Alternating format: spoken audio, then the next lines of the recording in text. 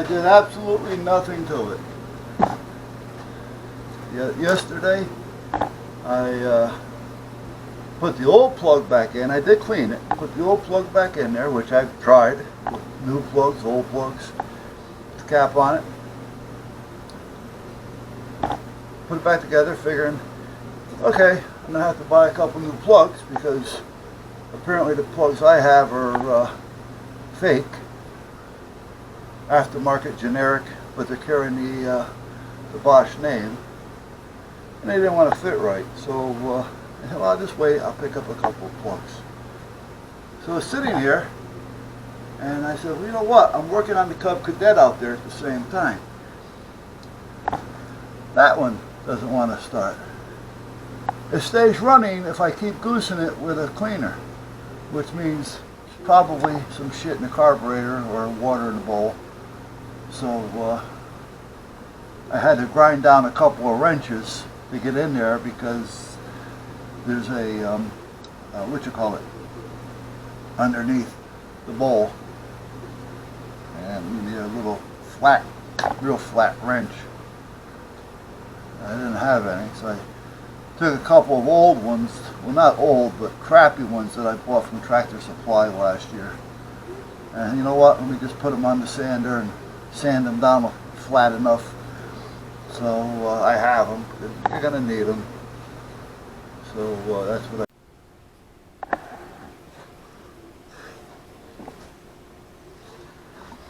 So this is the carburetor off of the Cub Cadet.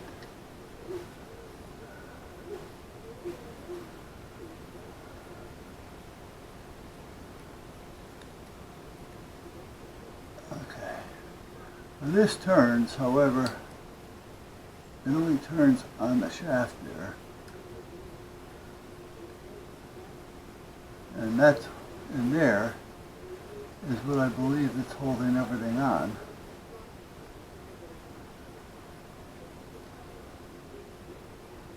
And I don't even think my mic, what you call it, get in there.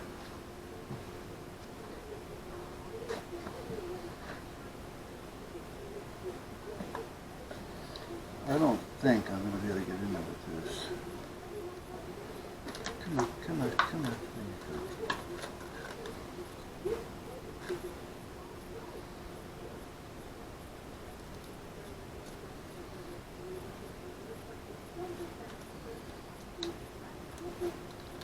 And another battery.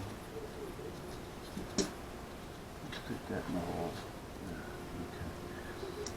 Now, I don't think this is going to get in there to tell me what size I need. Well, maybe it will. Maybe, oh well. Okay, so hold on, let's put this down here. Let's turn it on. Are you going to turn on or are you dead? Oh, well let me turn it on with the on button. That'll help. Okay, so we're zeroed.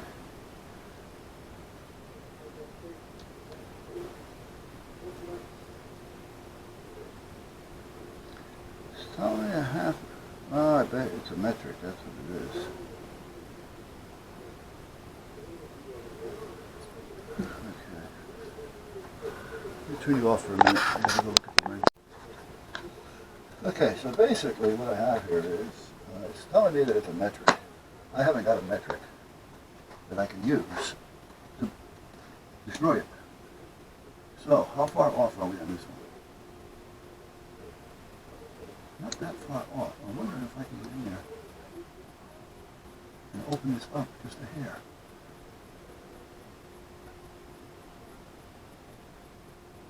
You see, I gotta keep its edges. That's the problem.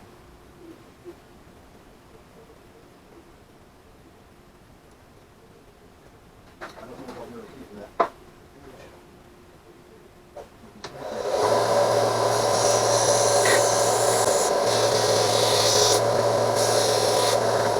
Well, a little bit at a time, because I don't know too big, and then we're gonna be out of shape here. Oh, wait a minute, with that, maybe,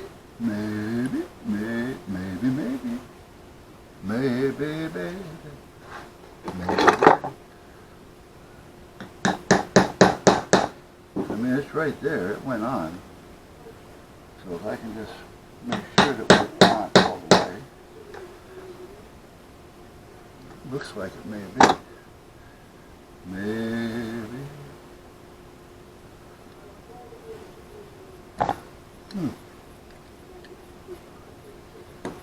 Good.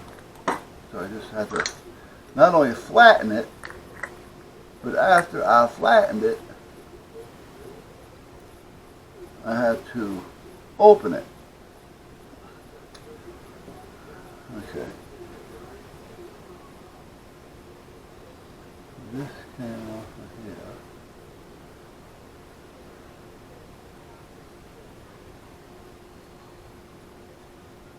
This doesn't seem to have any crud in it, other than I just put in with my finger because of the little shit around the edge here.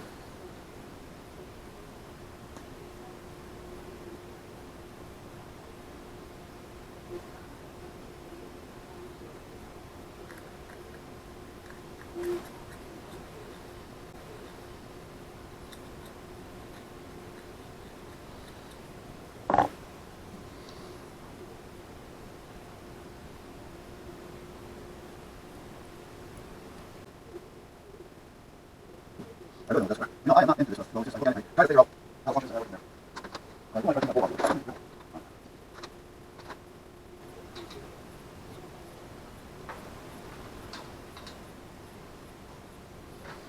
See if I have a little brush, which I think I do. I know I do, right here.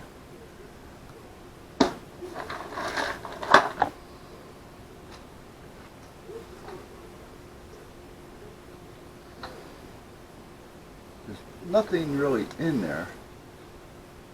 There's a little bit of dark from where it was resting up against the bottom on the, what you call it there. So I just want to clean that off so we don't have any chances.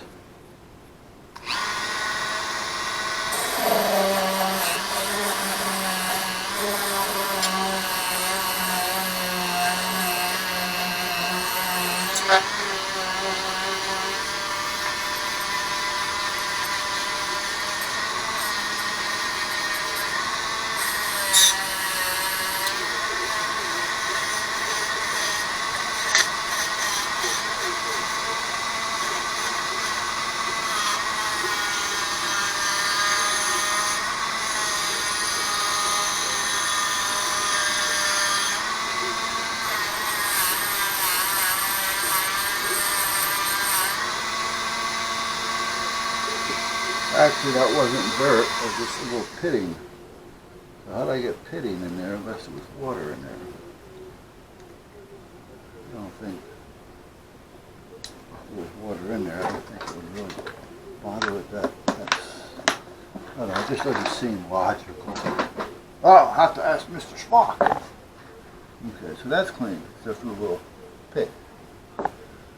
Now,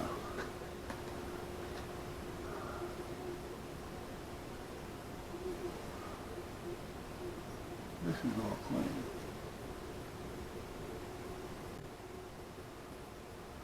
Okay, here, so that comes in there, and then, okay. This must be, oh, what is this thing anyway? 41L. This goes on the bottom of the carburetor bowl, and it's got a 2-plug wire that goes into it. I have no idea what that's for. I want to just dump this into something, but I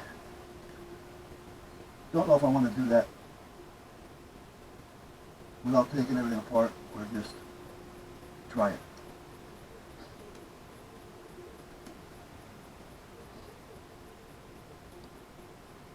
It comes in here.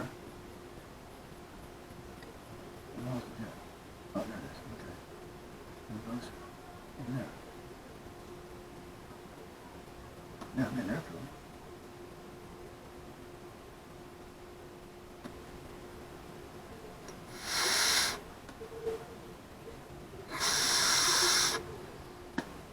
I don't want to put the air compressor on it because it's too strong, and I really don't want to put that air in there because, again, I really don't know too much about these things. Now, if you gave me a Harley double pumper or what do you call it, the Rochesters,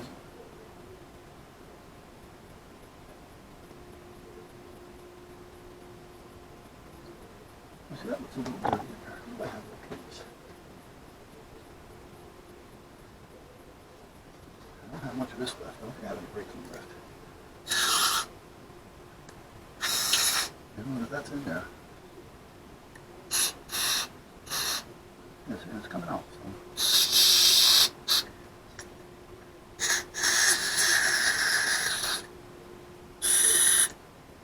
Certainly seems to be okay. So.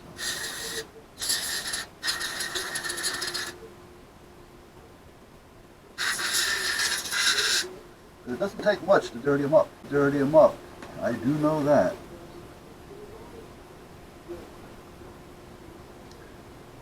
Not a double pump Harley. Thinking of motorcycles. Harley. I call it a Harley. Oh boy, am I in good shape, guys.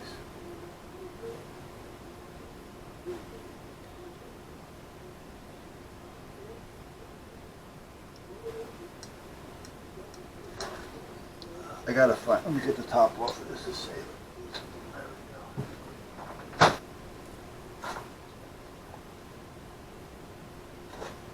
Yeah, I can use that.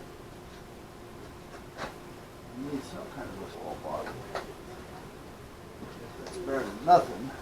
But I did want to have a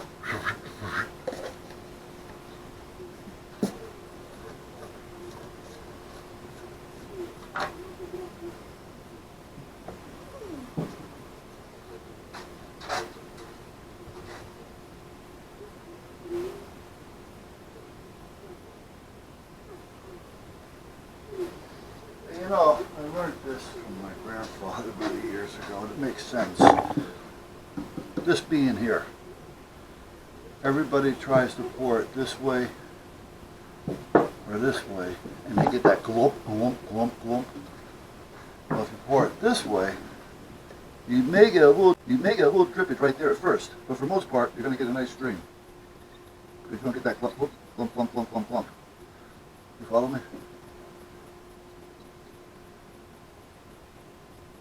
Now, when you stop and go, it does catch the edge a little bit. But that's a far cry from it going glump, glump, and being thrown out when you're trying to pour it into something small, and if you don't have a funnel.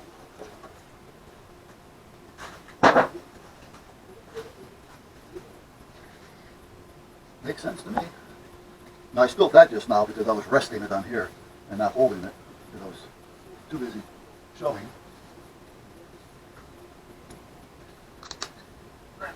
Now, what I want to do, squirt some of this in here. I want to get away from any boys putting their foot on there.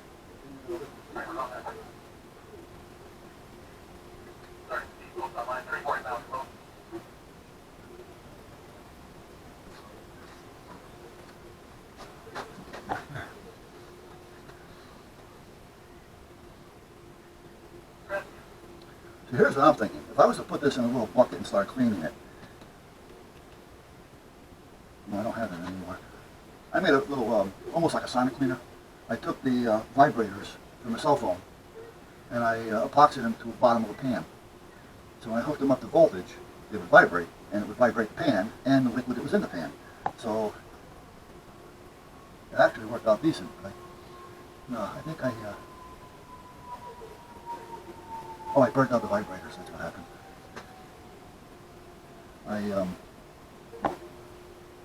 Yeah, I burnt them out. Now what had happened was, they only work on 3 and 4 volts.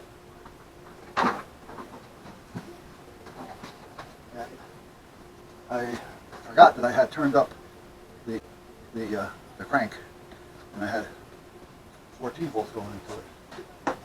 And that's kind of like what did it?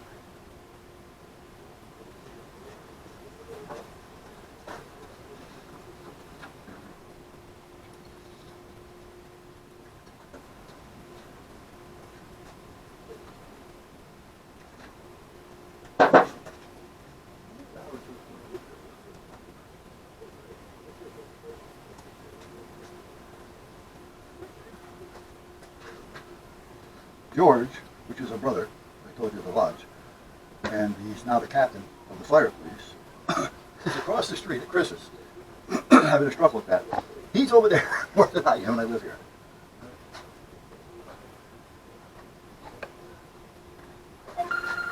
That's him, guaranteed. No, okay.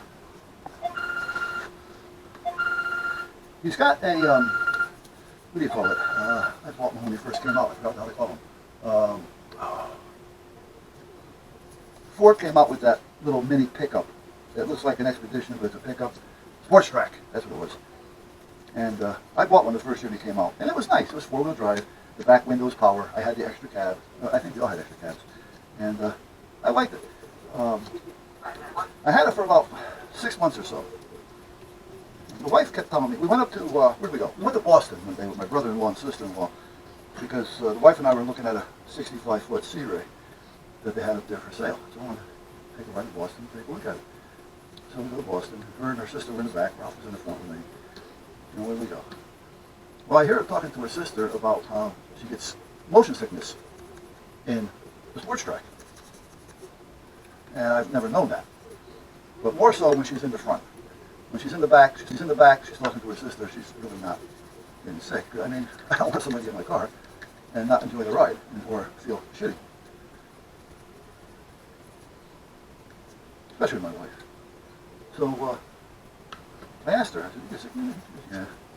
Well, the Sports Track, when we bought it, the first ones, I don't know if they've changed. They appeared to change a little bit. They were kind of narrow. You know, they weren't real wide. They were narrow. And I guess between that and the height, the color, I guess it was just everything in one was what was making her sick, especially it being narrow. You know, then it looked like you were going faster than what you were, that kind of thing. However, I wouldn't condemn somebody from getting one, because I didn't have any problems with it, except for the first 6 months go by, and the back window was powered, and that stopped going up and down. You know, the back. And it wouldn't go up and down. So I took it to the Ford dealer over here in Bradford to get it fixed. And I said, is this something that I can wait for? More than likely it is. It wasn't a fuse, I know that. But he says, it may take an hour. And well, you know what, if that's the case, I can hang around for a little bit. I can walk down the street to the Hornet's Nest and get some lunch. You know, I mean, it's better than bothering somebody.